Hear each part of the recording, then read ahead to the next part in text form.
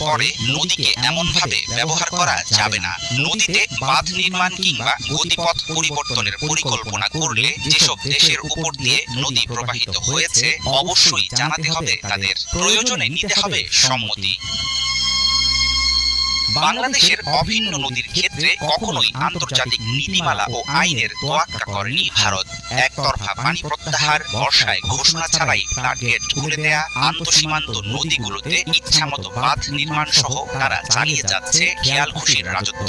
অথচ ব্রহ্মপুত্রের উৎস সাঙ্গু নদীতে বাঁধ দিয়ে চীনের বিশ্বের বৃহত্তম জলবিদ্যুৎ প্রকল্প নির্মাণে ভারতের রয়েছে জোর আপত্তি। বিশ্লেষকরা মনে করেন দেশের জনগণের দোহাই দিয়ে গোটা অঞ্চলের নদীর পানি দখলে নিয়ে শক্তিশালী পানিদস্যু হয়ে উঠতে চাইছে নয়াদিল্লি।